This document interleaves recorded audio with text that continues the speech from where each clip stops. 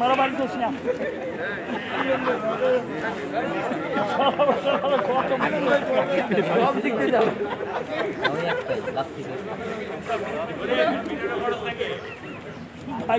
আস্তে আস্তে যাইবো নিজের মতো যাইবো সব সাদা পাঞ্জাবি দেখছিলেন তো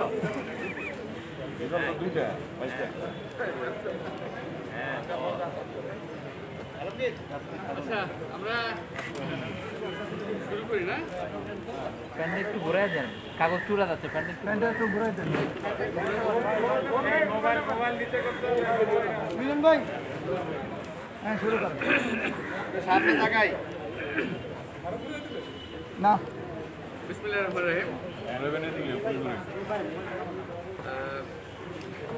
প্রিয় সাংবাদিক ভাইরা ভাই বলুন আসসালামু আলাইকুম বহুদিন পর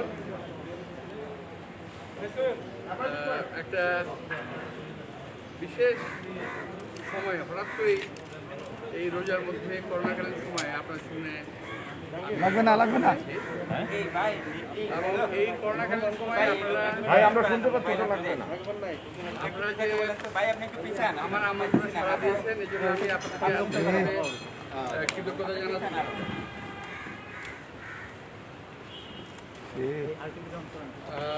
প্রিয় ভাইরা আজকের এই প্রোগ্রামটা বিশেষ করে আমাদের মরহুম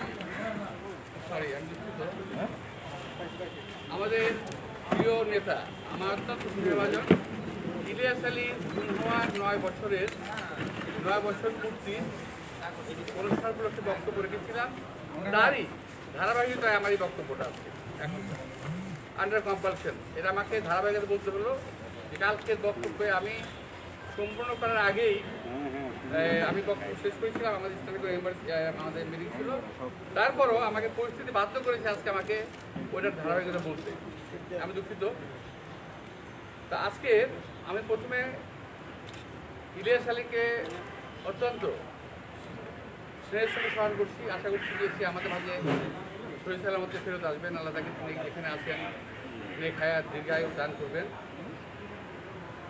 আমি স্মরণ করছি শহীদ রাষ্ট্রপতি জিয়াউর রহমানকে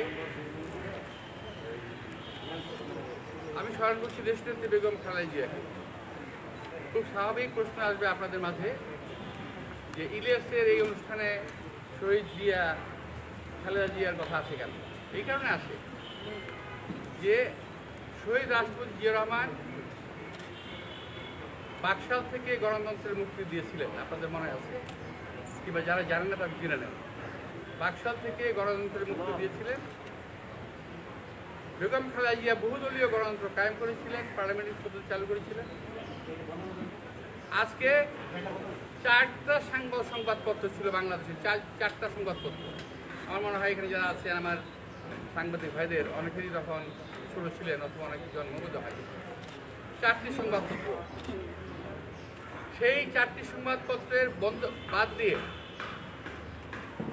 হাজার হাজার সংবাদপত্র চালার পারমিশন দিল শহীদ রাষ্ট্রপতি জিয়াউর রহমান আজকে তাই আমার এখানে আছে 18টি মিডিয়া প্রায় 42টির মধ্যে ইলেকট্রনিক মিডিয়া আছে 42টির মতো তার মধ্যে 18টি আছে এখানে কম মিডিয়া না কিন্তু একটা ক্যামেরার পিছনে অন্তত 3 জন লোক কাজ করে অর্থাৎ অনেক সাংবাদিক এখানে কর্মসংস্থান হয়েছে অনেক সাংবাদিকের সৃষ্টি হয়েছে অনেক লেখকের সৃষ্টি হয়েছে প্রিয় ভাইরা এগুলো হলো শহীদ রাষ্ট্রপতি জিয়া রহমানের অবদান আর সেই জিয়া রহমানের অবদানের ফলশ্রুতিতেই তার বিপরীতধর্মী ফল আজকে আমরা বিএনপি ভোগ করছি সাংবাদিকদের স্বাধীনতা নাই সংবাদপত্রের স্বাধীনতা আছে মালিকের স্বাধীনতা আছে আমরা বরাবর বলি সাংবাদিকদের স্বাধীনতা নাই কিন্তু সংবাদপত্রের স্বাধীনতা আছে মালিকের স্বাধীনতা আছে এখন অবস্থান কি হলো এরকম এর দ্বারা দাঁড়ালো যে বিএনপির বিরুদ্ধে যত কথা সম্ভব সাংবাদিক লিখতে পারবে আওয়ামী লীগের বিরুদ্ধে একটা কথাও লেখা যাবে না বলা যাবে গণতন্ত্রটা এমন জায়গায় থেকে কিন্তু জিয়া রহমান এমন সংবাদপত্রের স্বাধীনতা দেন নাই, উনি দিয়েছিলেন পরিষ্কার স্বাধীনতা, সবাই লিখতে পারত, সবাই বলতে পারতো, এমনকি বিএনপির শেষ সময় পর্যন্ত সংবাদপত্রের পরিপূর্ণ স্বাধীনতা ছিল। প্রিয় ভাইয়েরা, আমি গতকাল ইলিয়াস আলীর গুমের দিবস উপলক্ষে বক্তব্য রেখেছি। আমি বক্তব্য রাখার পরে বোধহয় 1 ঘন্টা সময়ও লাগে নাই, আরও কম সময়ের মধ্যে দেখলাম আমার কাছে বিভিন্ন electronic media, print media phone করছে, আপনি কী কথা বলেছেন না, কী কথা বলেছেন। আমি বুঝতে পারলাম না আমি আমার কী কথা বললাম, আমি দেখে নেই, আমি আপনাদের নিউজগুলো দেখে নিই, আমি তো কথা বলছি। তো অনেক খুঁজে কি একটা ট্রিবিউন পত্রিকা, বাংলা ট্রিবিউন, উনি লিখছেন মির্জা আব্বাসের 6-7 ঘন্টার মধ্যে ইউটার্ন। মির্জা আব্বাস তাই ইউটার্ন নিতে শিখে নাই, সত্য কথা বলতে শিখেছে। তো আমরা কখনো ইউটার্ন নিই না, বাস্তবটা বলি। এখন আপনারা যদি সেই বাস্তবটাকে পেঁচিয়ে তুলে ধরেন, আমার তো কিছু করার নাই। দয়া করে আমি আপনাদেরকে দেখেছি রোজার মাস, জানেন তো বিকেলবেলা সাধারণত শরীরে পানির ঘাটতে থাকে, পানি ঘাটতে থাকলে মাথায় পানি ঘাটতে থাকে, মেজাজ খুব খারাপ থাকে সবসময় যে রোজার মাস। তাই আমি খুব সংক্ষেপে শেষ করবো। দয়া করে আমি আপনাকে অনুরোধ করবো, আপনারা আমাকে কেউ বিব্রত করে কোনো প্রশ্ন করবেন না। আমি যেটা বলছিলাম যে 20 মিনিটের মধ্যে, 8 ঘন্টার মধ্যে এত প্রিন্ট মিডিয়া জেনে গেল কেন, এটাও কিন্তু ষড়যন্ত্রের একটা অংশ আমি মনে করি। দেখেন, আমি আজকের পেপারে এবং কালকের এটিএন বাংলায় দেখলাম, লেখা আছে মির্জা আব্বাসকে কোট করেছে। মির্জা আব্বাস কি সেটা লেখাটা, এটিএন বাংলা ভালো বলতে পারবে, আপনারা পড়েছেন, আমি বলবো না। আর বললে আবার এটা আবার কোট হবে, আমি যখন বলি বক্তব্য আবার কোট হবে, সুতরাং আমি বলবো না। এটিএন বাংলায় কোট করে লেখা আছে সুন্দর করে। আবার ওই যে ডিবিসি একটা পত্রিকা, এই আমাদের নিউজ, ওখানেও খুব নোংরা ভাষায় কিছু একটা লেখা আছে। অর্থাৎ মির্জা আব্বাসকে যত তাড়াতাড়ি পারো জবাই করতে পারো চিন্তা করো, খুব ভালো হয়। এরকম একটা ইন্টেনশন কতগুলো সংবাদপত্র এবং কতগুলো ইলেকট্রনিক মিডিয়ার আমি এমন কিছু ভাবসাব দেখলাম। এখন আমি আপনাদেরকে একটু কিছু কথা তুলে ধরি। দেখেন, ইলিয়াস আলী গুমের জন্য বিএনপি নেতা দায়ী করেন মির্জা আব্বাস, জনগণকে। এই কথাকে আমি বলেছি, আমার রেকর্ডে আছে, কি প্রমাণ করতে পারবে? অসম্ভব, সম্ভব নয়, কথা বিকৃত করা হয়েছে। সরকার বা আওয়ামী লীগ ইলিয়াসকে গুম করে নাই, এই কথা আমি বলি নাই। আমার কথাকে বিকৃত করে পেঁচিয়ে লেখা হয়েছে, টুইস্ট করা হয়েছে। বিএনপি নেতারাই ইলিয়াসকে গুম করেছে, এই কথাটা কি আমি বিএনপির স্ট্যান্ডিং কমিটির সদস্য হয়ে আমার পক্ষে বলা সম্ভব? অর্থাৎ নিজের মাথার মধ্যে নিজে বোম ফুটানো, এটা সম্ভব না। এটাকেও টুইস্ট করা হয়েছে।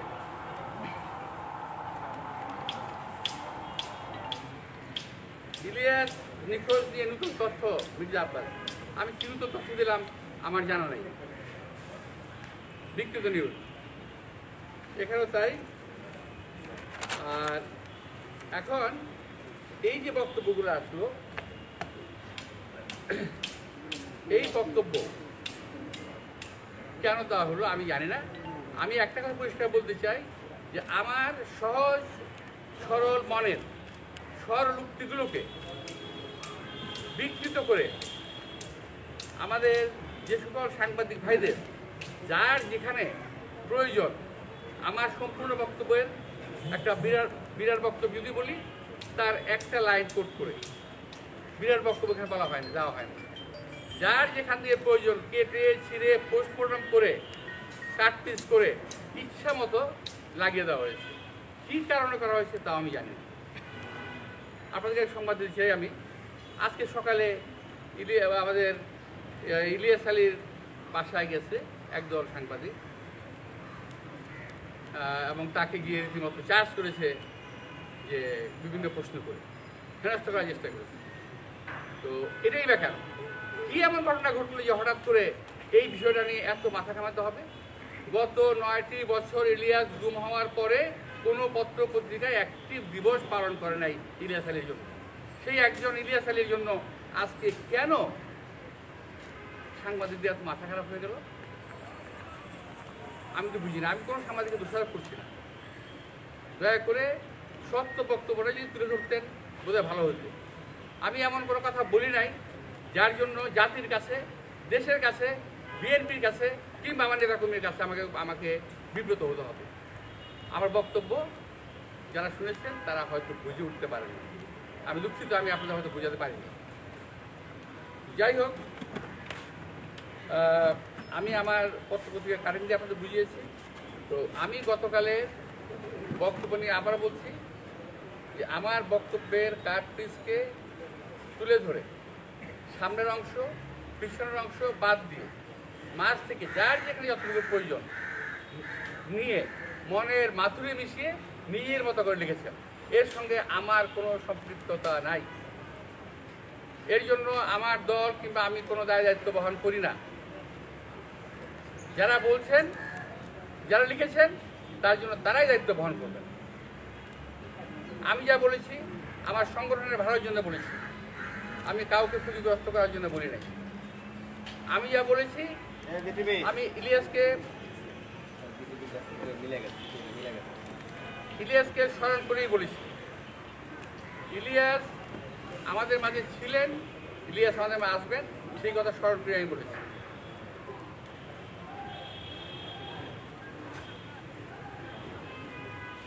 তো আমি আমার বক্তব্যে যেটা বোঝাতে চেয়েছিলাম আমি আশা করি আজকে আপনাদেরকে আমি বোঝাতে পেরেছি। দয়া করে আপনারা আর কোনো পত্র পত্রিকায় টুইট করে কেউ নিউজ করবেন না। আমি বুঝতে পারলাম না যে আমাকে হঠাৎ করে এত টার্গেট করার প্রয়োজন কেন হলো এই সরকারের কিংবা আমার কিছু কিছু সাংবাদিক ভাইয়ের। কেন প্রয়োজন হয়ে গেল আমাকে টার্গেট করার? এত লোক থাকতে আমাকে টার্গেট করা কেন? ইলিয়াসকে লক্ষ্য করে আমাকে টার্গেট করা, এটা একটা লক্ষণটা কিন্তু ভালো না। আমি এখানে আমার এখানে কষ্ট করছেন রোদের মধ্যে, রোজা থেকে আমি আপনাদের সবাইকে আন্তরিক শুভেচ্ছা এবং ধন্যবাদ জানিয়ে আমার বক্তব্য শেষ করছি।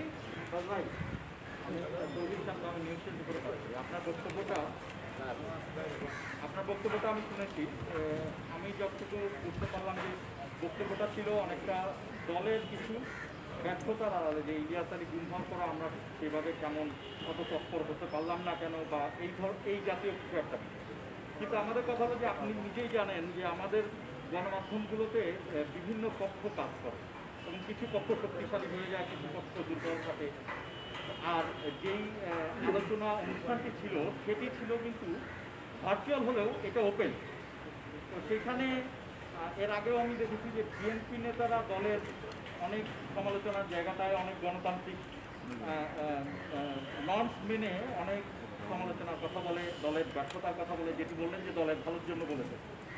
কিন্তু সেইখানে আপনি যা বলতে চেয়েছিলেন, দলের কোন জায়গাটা, কোন বিষয়গুলো ধরিয়ে দিতে চেয়েছিলেন, সেটি যদি আমাদেরকে আবার বলেন তাহলে আমাদের জন্য সুবিধা হয়। আপনি যেটি আমি আসলে কোনো প্রশ্ন তো চাইনি, তবুও আপনার কথার জন্য উত্তর দিচ্ছি। আমি একটা রাজনৈতিক দলের শুরু আছে, এর শেষ কিন্তু নেই। ওটা থেকেই যাবে এবং অর্ধেক রাজনৈতিক দল থাকবে, তার ভিতরে তার কিছু ল্যাকিং থাকবে, তার কিছু সমস্যা থাকবে, তার কিছু দুর্বলতা থাকবে, তার কিছু শক্তির দিক থাকবে, এটা থাকবে। তো এটা পার্টিকুলার কোনো বিষয় বলা মুশকিল, পার্টিকুলার কোনো বিষয়ে বলা মুশকিল। বেশি করে না ভাই। আপনি বলেছিলেন যে একজন সাথে ইলিয়াস আলীর কথা হয়েছে এবং সেই প্রসঙ্গেই কিন্তু এত কিছু। তো কে সেই ব্যক্তি, তার নামটা কি বলা যায়? আমি যে বলতেছি যে ইলিয়াস আলীর সঙ্গে তো আমার ডেলি ঝগড়া হচ্ছে। আমার সঙ্গে না, এই প্রশ্ন আপনার করবেন সেটা আমি জানি। আমি এই জন্য খুব প্রস্তুত আছি। ইলিয়াস আলী এমন একজন মেয়াজের লোক ছিল, এখানে রতন আছে না, এই রতন, ইলিয়াস এবং রতন মানিক জোট ছিল একসময়। ইলিয়াস এবং খোকন, আমাদের খায়রপুরের খোকন, এই যে এখানে আছে খায়রপুরের খোকন, তারপরে মিলন, অবশ্য আমাদের রিমোট সিনিয়র অনেক। তো এদেরকে আমাকে সামাল দিতে, এই ইলিয়াস রতনকে আমার সামাল দিতে অনেক বেগ পেতে হয়েছে, কিন্তু একটা সময় 90-এর আন্দোলনের আগে অথবা পরে এদেরকে নিয়ে মামলা মোকদ্দমা জেল কোর্ট কাছারি করতে করতে আমি আমার ওয়াইফ মিলে পাগল হয়ে যেতাম এক সময়। তো সুতরাং একটা দলে কার সঙ্গে কার কি খোঁজাখুঁজি ঝগড়াঝাটি আছে, এটি এত মাথা কামানো উচিত না কোনো বক্তব্য থেকে। আমি ওই প্রশ্নে একটু সম্পূরক করি না না, এটা ওই প্রশ্নে আর বেশি করে উত্তর দেবো না।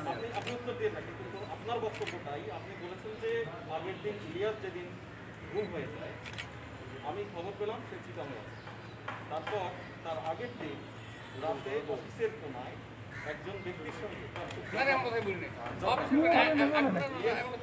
এটা আমি আপনার বক্তব্য থেকে অফিসের কোনায় কারোর সঙ্গে ঝগড়া হয়েছে সব কিছু এবং ইলিয়াস খুব গালাগালি করে। ওই দিন অফিসে কত লোকের সঙ্গে কত লোকের ঝগড়া হয়েছে, মরমায়ন হয়েছে, ভিন্নমত হয়েছে, এটা তো হইতেই পারে।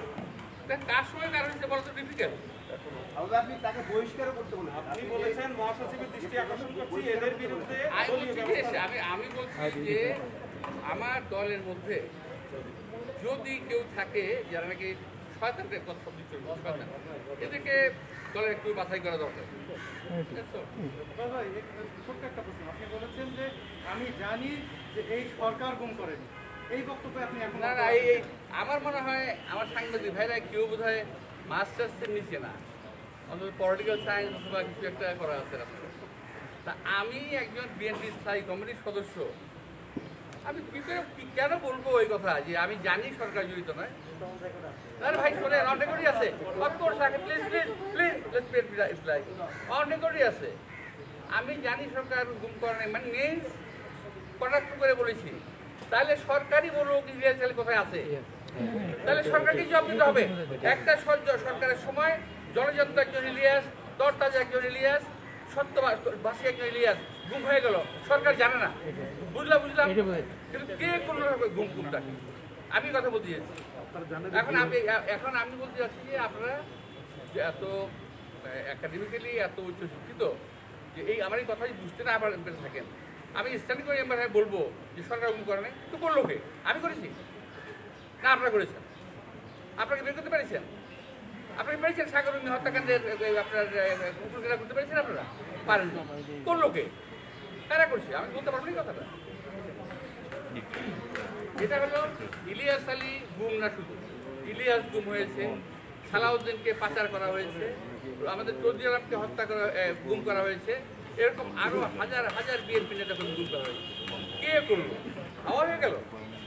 হ্যাঁ বল, কি বলছিল?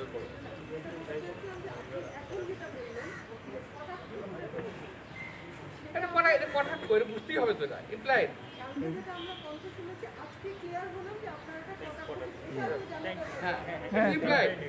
আপনি জানেন যে 2019 সালে 2019 সালে ইলিয়াস আলীর পত্নী একটা হাইকোর্টে রিট করেছিল ইলিয়াস আলীকে ফেরত চাওয়া।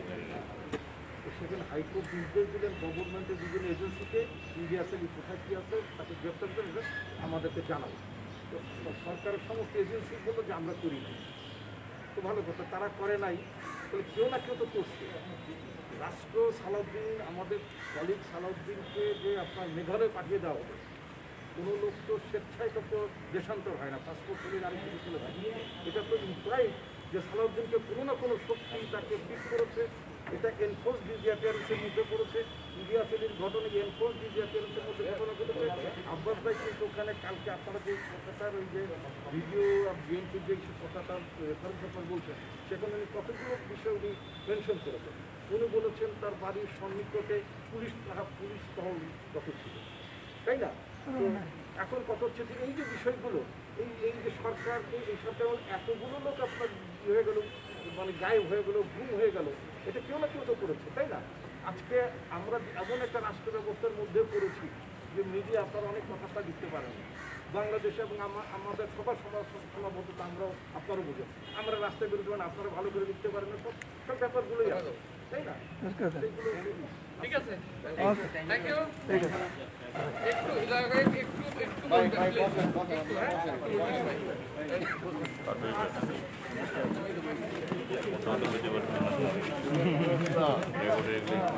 হ্যাঁ আরেকজন